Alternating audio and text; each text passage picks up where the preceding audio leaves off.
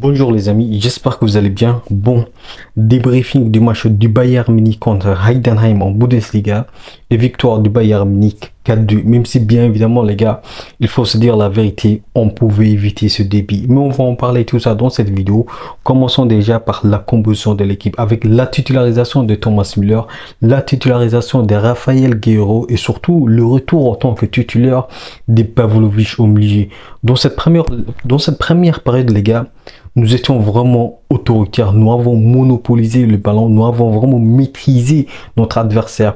Mais les seuls défauts, les gars, parce qu'il y a toujours un mais, le seul défaut, c'est que nous étions moins créatifs, c'est que nous étions moins réalistes. Et ce qui nous a manqué, c'est ça. Avec un Leroy Sané qui fait toujours des déchets parce qu'il a manqué des occasions franches. Je pense que les gars, mais pour moi, je m'attendais à ce que Leroy Sané soit actif dans cette match, vu qu'il n'a vraiment rien joué contre un Leverkusen. Mais bon, encore une fois, un Leroy Sané qui fait des déchets, un Leroy Sané qui est vraiment automatique dans la deuxième période, même si on va en parler plus tard. Mais je pense que déjà, les gars, dans la première période de Leroy Sané, il a été vraiment commis beaucoup de déchets techniques. Mais aussi, les gars, Leroy Sané, ce n'est pas un joueur créatif. Il n'a vraiment pas été créatif dans cette première période.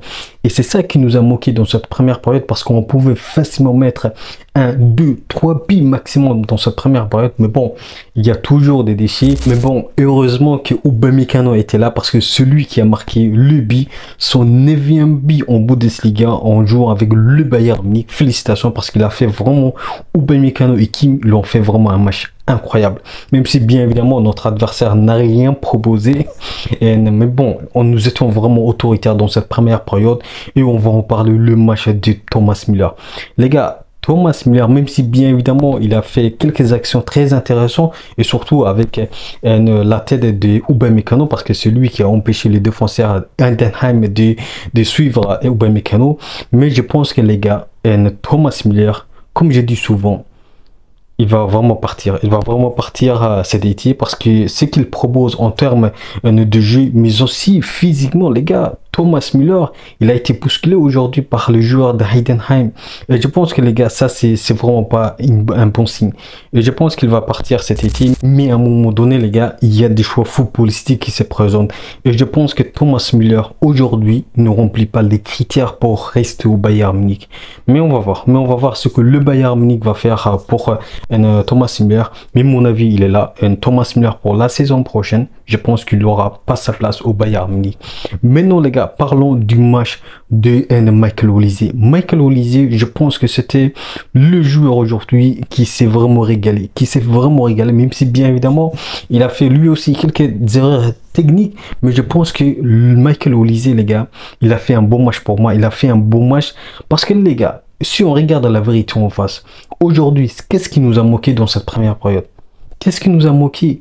Du réalisme et de la créativité et surtout des déchets techniques. On a fait beaucoup de déchets techniques. Leroy Sané, les gars, je pense que Leroy Sané, s'il ne change pas, je pense qu'il va être sur le banc. Parce que les gars, il faut se dire la vérité. À un moment donné, c'est insupportable, c'est vraiment insupportable avec ces déchets techniques. Pour moi, si j'étais vraiment le coach de Bayern Munich aujourd'hui, je mettrais facilement Leroy Sané sur le banc parce qu'il ne mérite pas d'être titulaire au Bayern Munich. Voilà, dans cette première période, nous avons vraiment trop maîtrisé le ballon, nous avons même été trop timides dans la créativité et surtout dans la créativité offensive. Même si, bien évidemment, les gars, il y a eu des belles combinaisons entre Alphonso Davies, entre Michael Olise, entre Leroy Sané, mais ça n'a rien abouti. Et c'est là que le Bayern Munich doit vraiment améliorer dans la finition. Même si Harry Kane n'était pas là aujourd'hui, mais c'est ce qui nous a manqué dans cette première période. Maintenant, les gars, si on parle de notre deuxième période, bien évidemment, avec cette erreur technique, cette erreur défensive d'Upamecano qui a permis à notre adversaire de marquer le premier but face au Bayern Munich. Je pense que avec l'entrée de Jamal Musiala qui nous a vraiment sorti la galère contre Heidenheimer, qui nous a permis de marquer le deuxième but parce que ce qui nous a manqué, les gars, il faut se dire la vérité, en première période, c'est de la créativité. Et avec l'entrée de Jamal Musiala, il nous a apporté de la créativité et surtout de l'efficacité parce que Jamal Musiala, avec le but qu'il a marqué, c'est à la fois de la créativité et surtout de l'efficacité. Même si bien évidemment derrière c'est un Goretzka qui va marquer.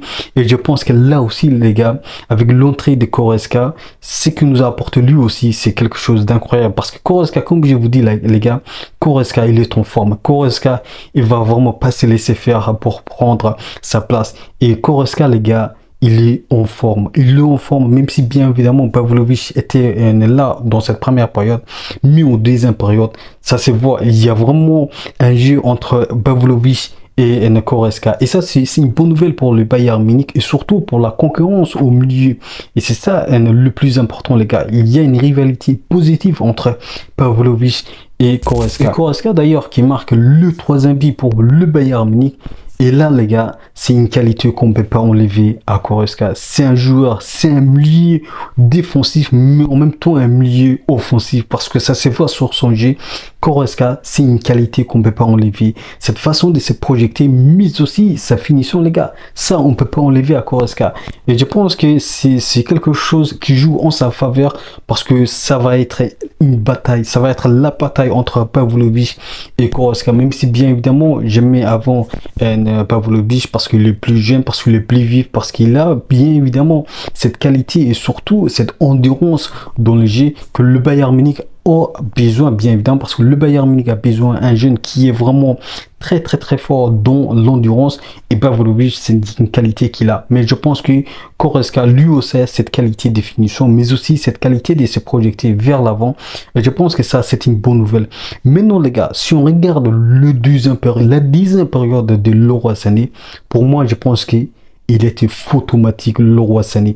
Et je pense même pas qu'il était utile de jouer dans cette deuxième période. Je pense que sa place dans cette deuxième période, c'était sur le banc, les gars. C'était sur le banc parce que Leroy Sané, il a fait des déchets techniques. Encore une fois, Leroy Sané, c'est un joueur qui était dans cette deuxième période moins créatif, donc automatique. Et je pense que les gars, il était inutile de lui faire jouer dans cette deuxième période. Encore une fois, pour moi, sa place dans cette deuxième période, c'était sur le banc. Mais bon, le deuxième période, Heidenheimer qui va marquer encore le deuxième but contre nous. Mais bon, derrière, il y a Jamal Musiala qui marque encore. Et je pense que c'était son premier doublé au Bayern Munich et surtout à Allianz Arena. Et ça aussi, c'est une très bonne nouvelle. Jamal Musiala qui revient en forme, Jamal Musiala qui nous sauve parce qu'en termes de jeu les gars, même si nous étions meilleurs, même si nous étions vraiment, même si nous avons maîtrisé le jeu, mais ce qui nous a manqué c'est cette qualité de définition, mais aussi cette efficacité et ce que nous a apporté plutôt Jamal Musiala, c'est ça dans cette deuxième période.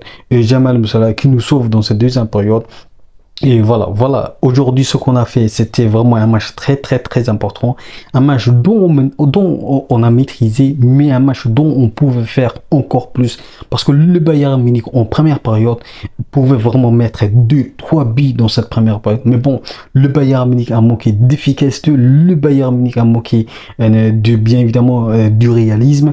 Mais en deuxième période, avec l'entrée de Jamal Musiala, il nous a apporté beaucoup de choses. Il nous a apporté tout ce qui nous a manqué dans cette première période, de la créativité et surtout de l'efficacité. Voilà, avec l'entrée maintenant de Coman, je pense que Coman il est sorti, je pense qu'il s'est blessé, je pense qu'on va voir ce qu'il en a parce que je pense qu'il s'est blessé les gars, parce que ça c'est pas une bonne nouvelle et je pense que le Bayern Munich on aura besoin de Coman dans cette ailier gauche parce que ce qu'on a vu dans cette première période, c'est que le Bayern Munich n'était vraiment pas fort dans cette première période et surtout dans cette poste d'ailier gauche parce que bien évidemment Leroy Sané a fait des déchets techniques parce que Leroy Sané n'était vraiment pas imposant dans cette poste et on aura besoin de Coman, on aura besoin et je pense que cette blessure ne sera pas vraiment très grave parce qu'on aura besoin de Coman contre Donetsk parce que c'est la Ligue des Champions la semaine prochaine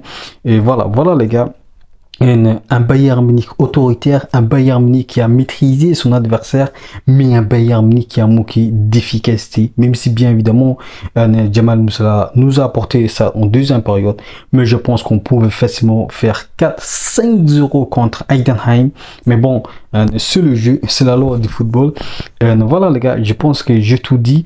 Dites-moi ce que vous avez pensé dans cette match. Est-ce qu'on pouvait vraiment marquer beaucoup plus de buts, ou bien est-ce que c'est vraiment logique que Heidenheim marque 2 buts, ou bien est-ce que le Bayern Munich pouvait vraiment faire mieux? Dites-moi tout ça dans les commentaires et je vous dis, n'oubliez pas, on peut aimer le foot, mais avec le Bayern Munich. Ciao.